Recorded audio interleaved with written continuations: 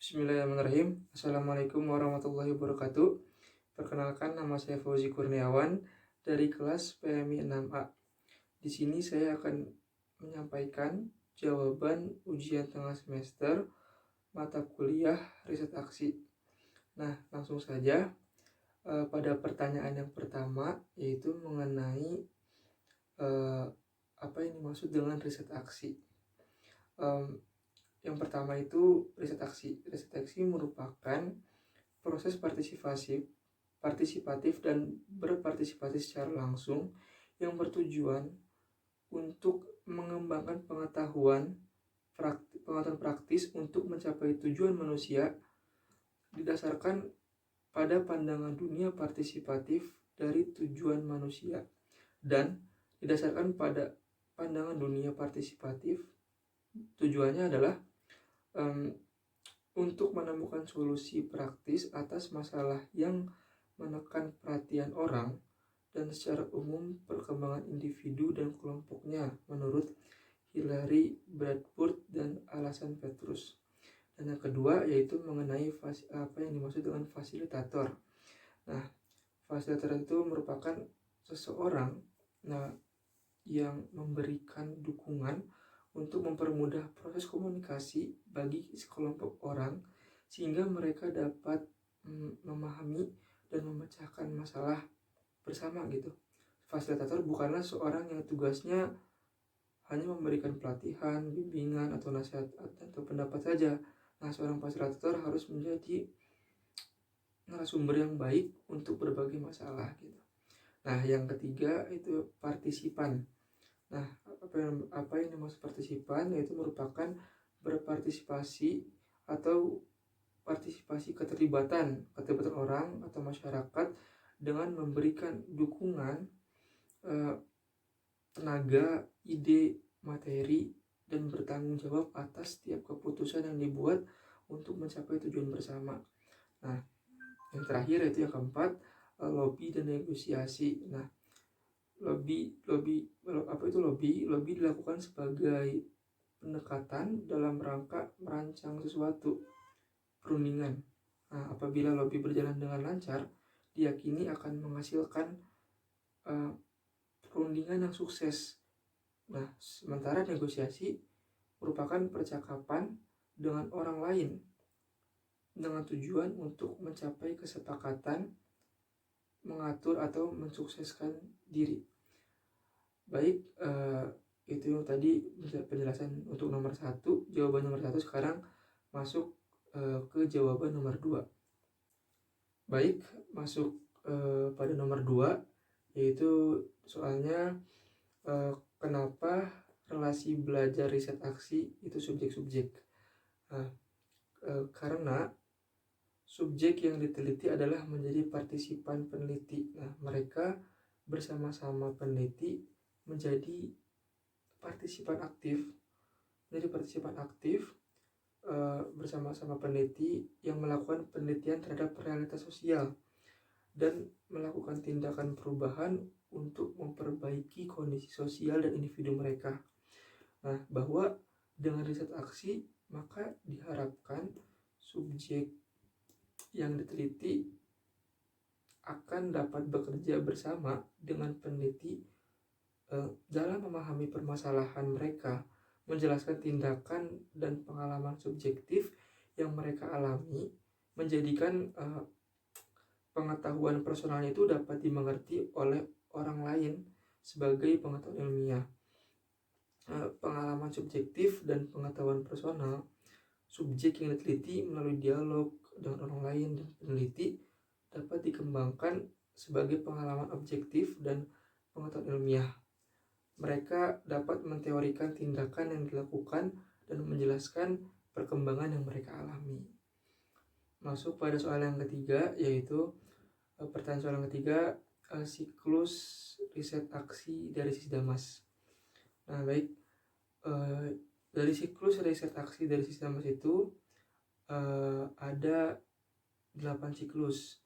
Yang pertama itu sosialisasi awal dan rembuk warga, yang kedua refleksi sosial, yang ketiga pemetaan sosial, yang keempat organisasi masyarakat, Yang kelima, perencanaan partisipatif. Kemudian yang keenam, sinergi program. Yang ketujuh, pelaksanaan program. Dan yang kedelapan, terakhir, monitoring evaluasi. Nah, baik, saya akan menjelaskan satu persatu.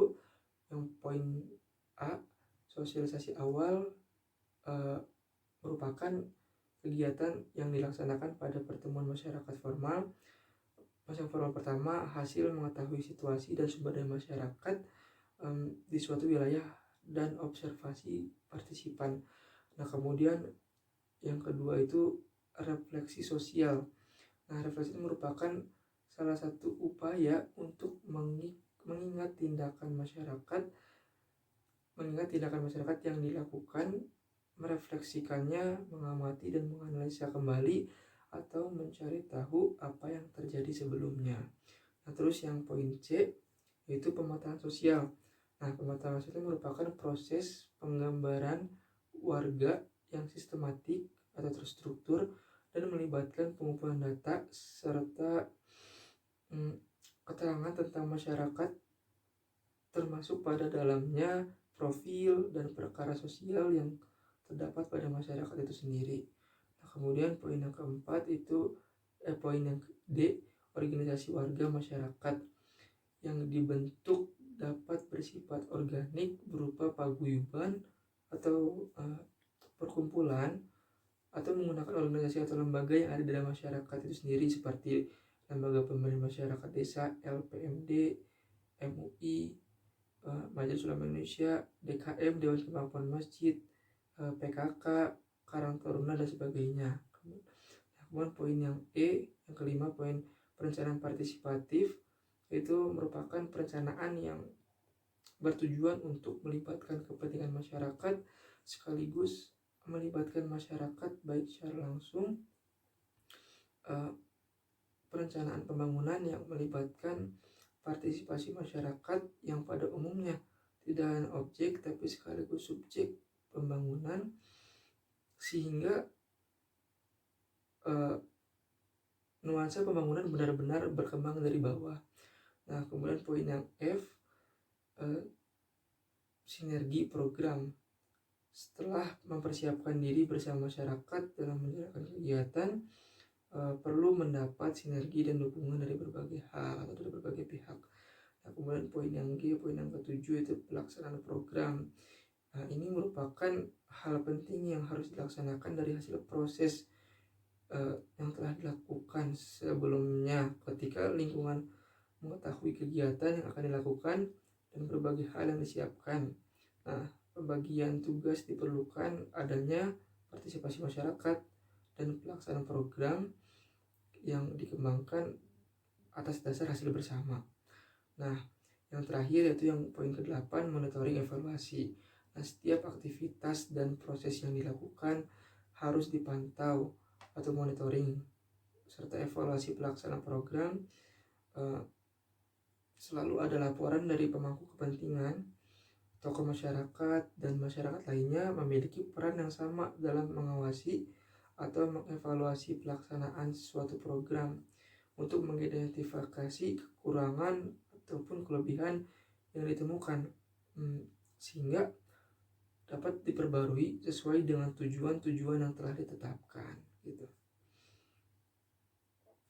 Masuk pada soal yang terakhir, nomor 4, yaitu kemukakan analisis tentang terhadap film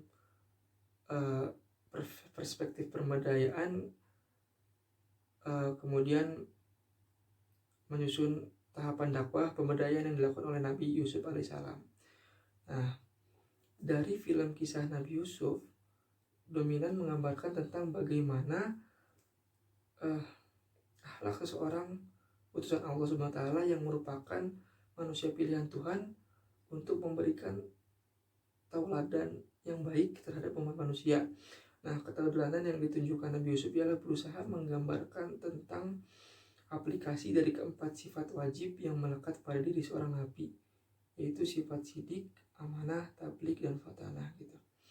Nah, sifat sidik tersebut dapat terlihat dari kejujuran sikap yang diperlihatkan Nabi Yusuf ketika beliau menghadapi berbagai macam keadaan, bahkan dalam keadaan berbagai macam keadaan yang sangat terdesak pun Nabi Yusuf selalu bersikap jujur gitu. Nah, dari sifat yang kedua, sifat amanahnya juga dapat diamati ketika Nabi Yusuf kecil ditemukan oleh seorang pedagang dari sebuah sumur. Ketika Yusuf ditanya berulang kali, Yusuf hanya berkata, "Aku adalah seorang anak sumur." Nah, sebagaimana pesan-pesan Allah Subhanahu wa taala yang disampaikan melalui Jibril bahwa Yusuf alaihissalam jangan memberitahukan identitasmu kepada siapapun gitu. Nah, terus yang ketiga itu sifat tabliknya. Sifat tablik juga tergambar bagaimana kegigihan Nabi Yusuf menyampaikan pesan ketauhidan dan akidah yang dibawa oleh Yusuf dan bersumber langsung dari Allah Subhanahu wa taala. Nah, kemudian yang keempat itu sifat fatonah. Nah, sifat fatonah dari Nabi Yusuf sebagai seorang yang terpilih ini tercermin dari retorika Nabi Yusuf yang berbicara di hadapan penguasa Mesir dan menjadikan penguasa Mesir itu jatuh hati dan menyukainya untuk tinggal di istana. Nah, sifat fatonah juga terlihat ketika Nabi Yusuf mendapat beberapa kedudukan terpenting dalam kerajaan seperti menjadi menteri keuangan.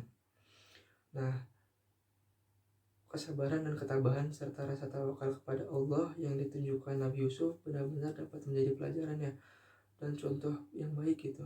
Sebab dalam kisah tersebut bagaimana seorang manusia yang mendapatkan ujian dengan paras wajah yang tampan dapat disimpulkan bahwa segala bentuk kenikmatan yang kita terima dari Allah Subhanahu wa taala merupakan cobaan. Lantas tergantung dari diri kita sendiri bagaimana mensyukuri nikmat tersebut agar menjadi ketabahan atas kebaikan terhadap diri kita. Nah, mungkin itu jawaban dari pertanyaan soal mata UTS mata kuliah riset aksi.